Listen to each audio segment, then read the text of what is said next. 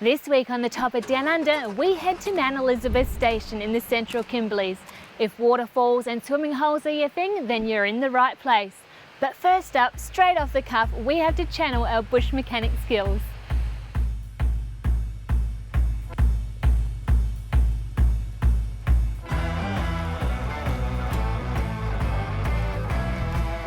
Affectionately named Black Hawk, Jimmy's cruiser has served us well since Series 6, crisscrossing Australia right behind me on these adventures. This trip, although not all that tough on our gear, seems to be finding any weak link in our setup. We've been working in the Kimberleys now for 2 weeks and things are about to take a turn for the worse.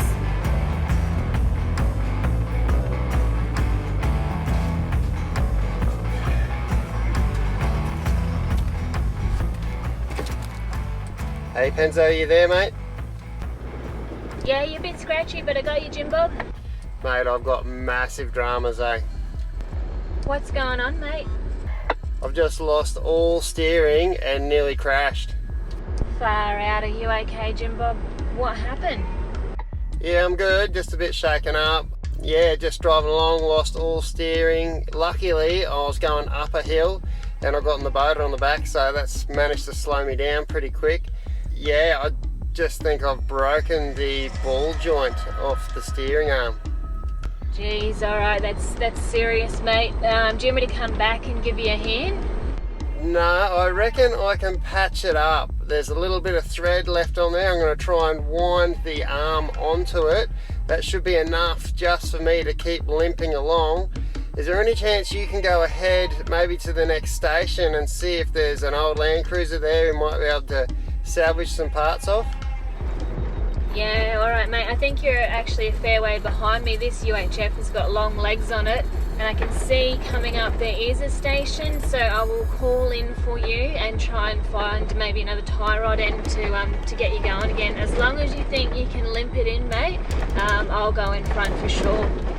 Cool, I'll have a go at patching this up and then I'll get back to you once I'm on the road. Yeah, keep us updated mate and stay safe. Thanks, bud.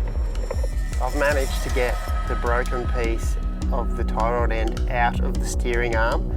I've got 10 millimeters of thread left on there.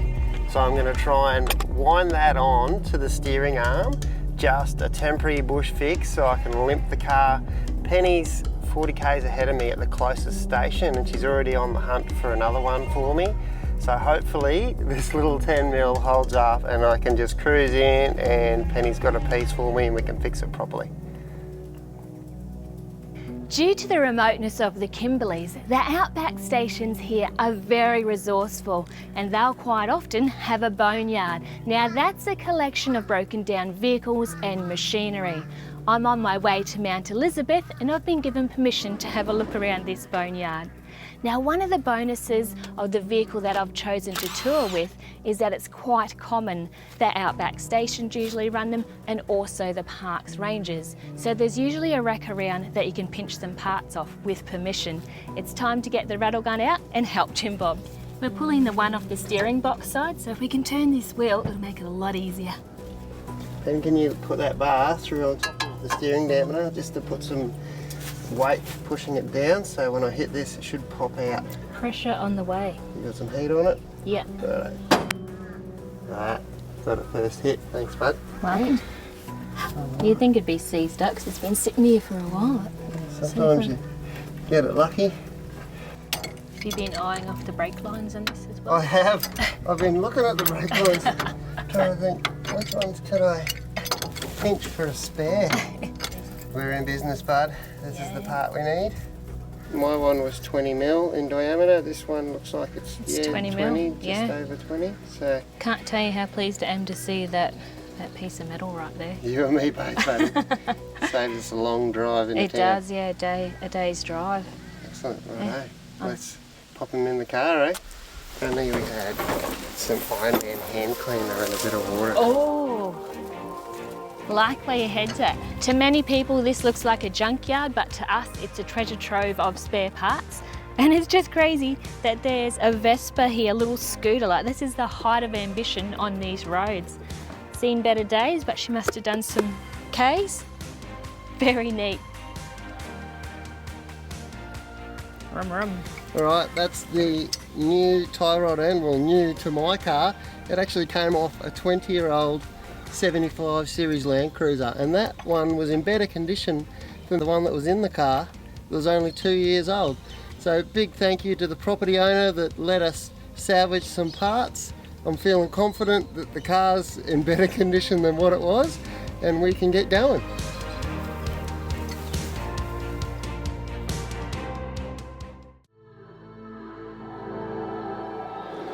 With Jimmy's repairs complete, we are back on the Gibb River Road. We're heading for Mount Elizabeth Station, and that is going to be our base for the next couple of days as we explore the area around the station.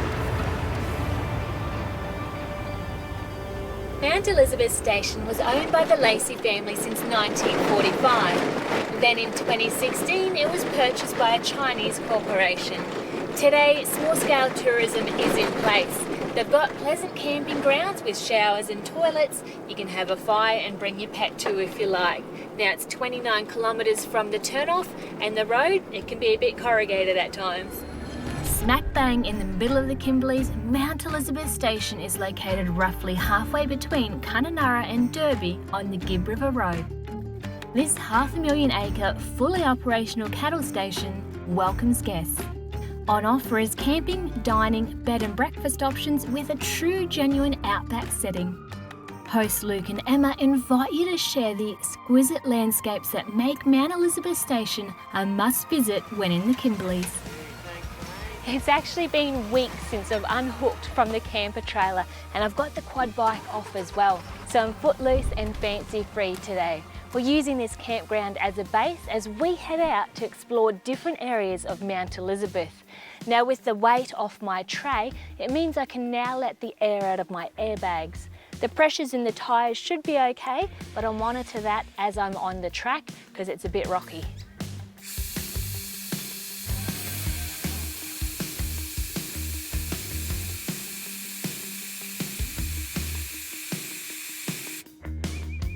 Somewhere between 5 and 6 pounds of air is what I like to keep in the airbags just to retain them in place in the coil. With camp set up and the quad bike off, it's time to explore Wandamara Gorge. Alright mate, ready to roll? You're easy, follow me. We've just started out on our drive to the Wandamara Gorge. Sign coming up here, Jim Bob. Looks like we turn to the left here towards the gorge. The walking trail to the right if you're feeling energetic. I'll go the car drive to the gorge, please. Looks like there's a bit of water in the creek.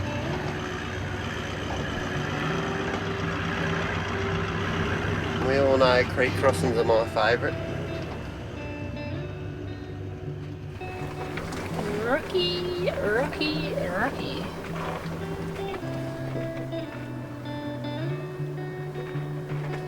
Seen some metal scrapings on some of these rocks where people have obviously scratched their rims. These rocks will do that too if you pick the wrong line. Rocky section here. Looks like there's a little bit of a car park here where people have stopped and just walked into the gorge from here, because this section in front of me is a bit steep and a little bit gnarly. It's pointing my nose down it now. I'm in first gear, low range.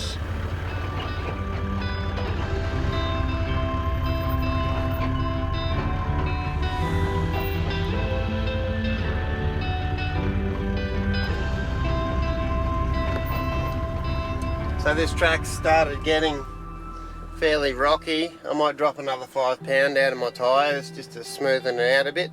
It's getting a bit jarring. I've had them at 25, so I'm going to drop them down to about 20, I think. Should smoothen her up a bit. When I got the tyres fitted, I noticed that they had a really thick sidewall. Driving through here, the rocky section at 20 pound has been pretty rough. I dropped them down to 18. And the sidewall wasn't really bellying that much. This is a new tread design, so trying to find the right pressure that works in each situation is going to vary, and everyone else's car is different as well. So I've dropped them down to 15 pound now. I'm starting to get a nice belly, so hopefully that smooths the ride out. I'm loving the 15 PSI in the front tyres, Pen. It's smoothed it out nicely. Yeah, I was going to ask you what you thought. Mine's a little bit better too, actually, sort of gripping around those rocks a bit more. Yeah, it's just taking the harshness out, and when you hit them, it's nice and smooth now. Loving it, mate. Loving the Toyos. I do get excited about tyres. It's one of my favourite little hobbies. Call me a weirdo if you like. But when a tyre really works, I just want to use them forever. Looks like we've got a bit of rocky articulation here. There's a nice little tight right-hand turn here on this corner with some rocks just to make it a bit more difficult of an obstacle. And being in a Land Cruiser, yep, you guessed it, terrible turning circle. This is me full luck.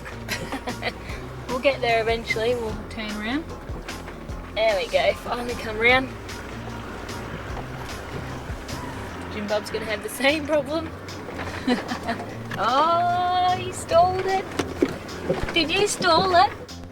Oh, I stalled it. Rookie error.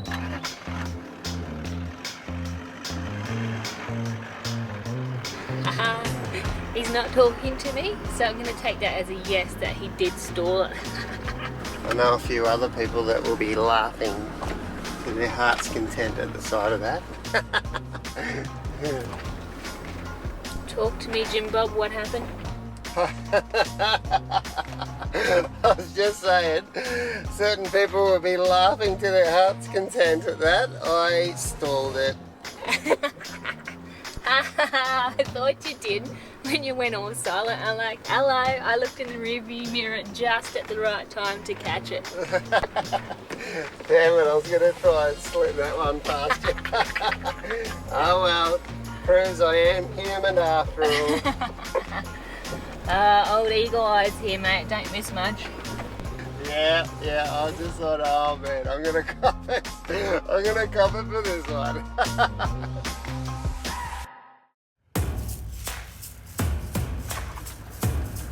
Drop it back to first, low range. Oh Bit yeah. rocky in this section, Jim Bob. Yeah mate, I can see you rocking and rolling. I've gone back to first, low range. Rocking and rolling. Yeah, loving every second of it, mate.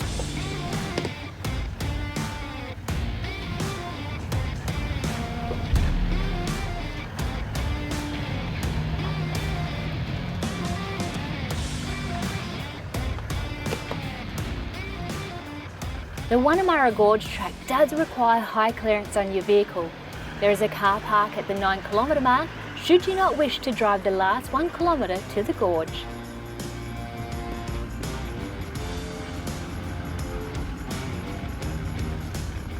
Doesn't take long for someone to hop out of the cab and be a spotter, help your mates out, get out and have a look and guide them through different obstacles.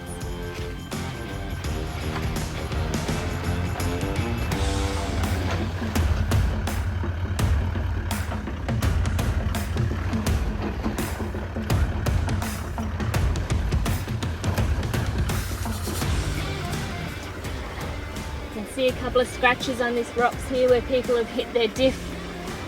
That's where good clearance comes in handy.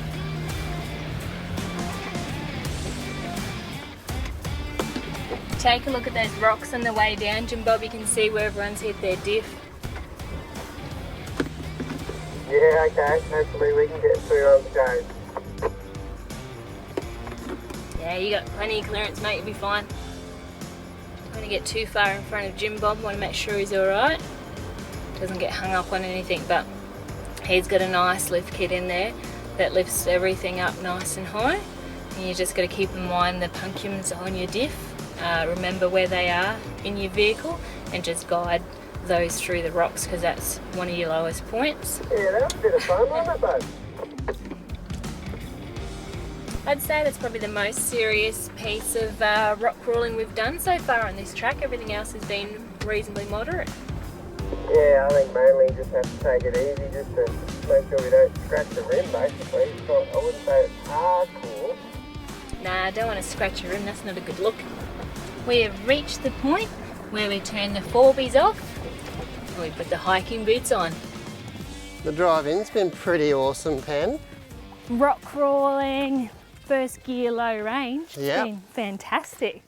Been good watching those tyres flex up over the rocks. Now we've got to flex our legs over these rocks here on the walk in. I've heard this gorge has got a pretty good swimming hole. Yeah, that's what they say. I brought my togs, so here's hoping that there's some water down here. Cool, I could use a swim after a bit of a walk. I wasn't going to say anything, but yeah. Welcome to Wannamurra Gorge.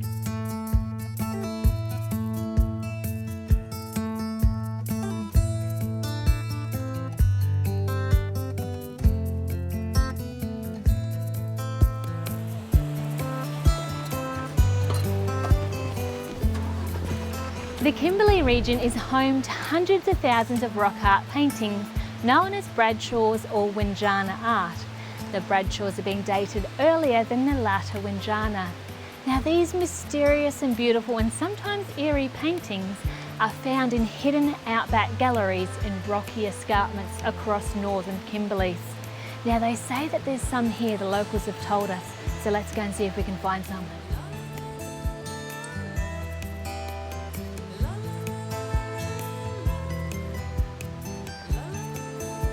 Wow, we are downstream from the swimming hole and the waterfalls, and we've come across this incredible artwork.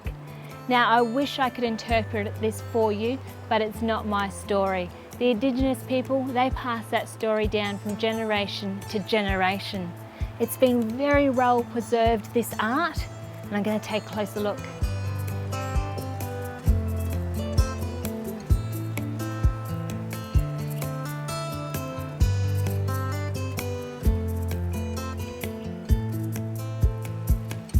It's a bit of a hike down to the art site, but it's so worth it once you're there. It's a true reminder of how ancient this landscape is. But I've worked up a bit of a sweat, it's time for a swim.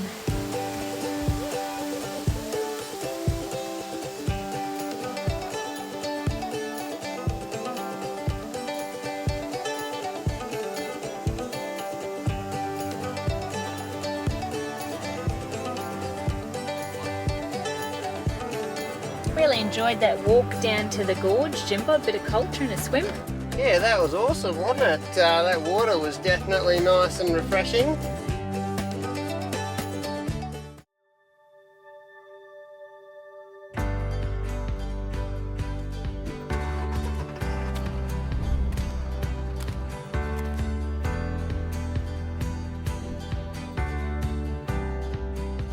Before I left for the trip, the guys at Ironman gave me a present, and I thought they were taking the mickey out of me because I'm so short. The present was this little step, and I'm vertically challenged, but it turns out they were onto something. I have used this in the shower to keep the mud and muck off my feet. It's got glow-in-the-dark strips. Also the generator, we sit it on there, it keeps the dust out of the generator because we need that working good out where we are. Around the campfire, as a table, rest things on it. And lastly, it's also great for getting into Jimmy's fridge because they're up a little bit higher and I just can't quite see in. So many uses. It's compact, these legs fold down and it just packs away in the front of the camper. So a great tip for you guys is to grab one before your trip because it literally has so many different uses. Penny's asked me to make the ice cream for dessert tonight. She's got one of these fancy make your own ice cream kits. It says on the front here, prep time 5 minutes. Well, we didn't bring an egg beater with us, so in true man style, I've made one. So I reckon I can take that prep time down to 2 minutes. Check this bad boy out. So we've got 3 different speeds on this bad boy. We've got level 1,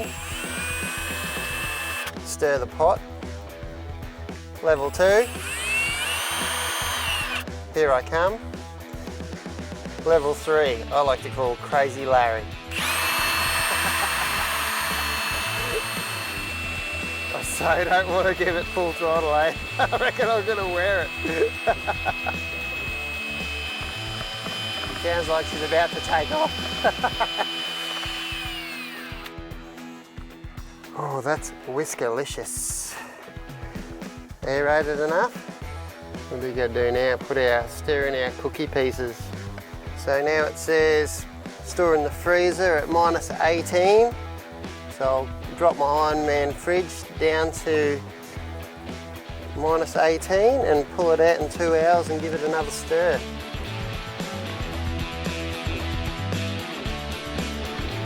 Next on our hit list to sightsee around Mount Elizabeth Station is Walla Gorge on the Hahn River. Now, talking to one of the staff members here, this is actually his favourite spot on the property. It's supposed to be pretty spectacular, and we've waited until it's later in the day to avoid the heat. Before you head out to sightsee, make sure you pick up one of these maps from the homestead. It'll give you clear directions on which tracks to take depending on which gorge you're going to see. The track into Walla Gorge is a lot easier going than the Wundamurro track we did the other day. You go through these different sections of forest and the road in is quite good. Not many corrugations at all. This is a whole new sensation. I don't have the camper trailer on and I don't have the quad bike on my tray, so I can move a little quicker through these tracks, and I'm having just a smidge of fun. Oh no, we're in sand, and I unlocked one of my hubs when I was servicing the car this morning, so hopefully I don't get stuck. Oh, there we go. I managed to maintain momentum.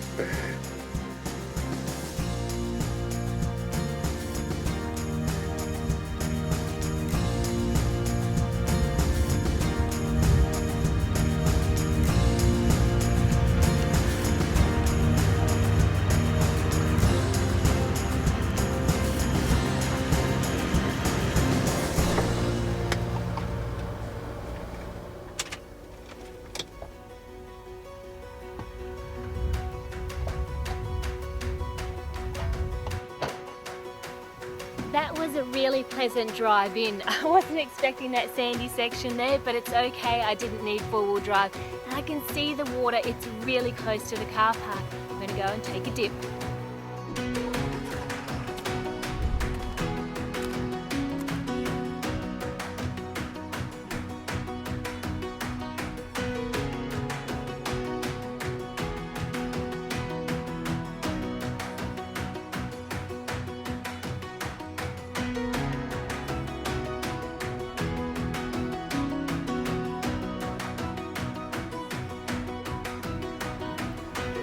Walla Gorge is by far the easiest waterhole to access on the property, and it's got its own rugged beauty about it. Now, Mount Elizabeth Station is also the gateway to the Mundra track, with Braxton Camp and Walcott's Inlet at the end. But unfortunately, a recent bushfire has been through the area. It's ruined a lot of infrastructure and charred the land. So here at Topper Down Under, we like to show you a region when it's at its best. So don't worry, we'll be back when it's beautiful and green again. And here at Mount Elizabeth Station, it's a destination in itself. Just have a look at this scenery right here. It's absolutely stunning. The Kimberleys is certainly turning it on for us. There's so much more still to see. Tune in next week as we continue exploring the East Kimberleys.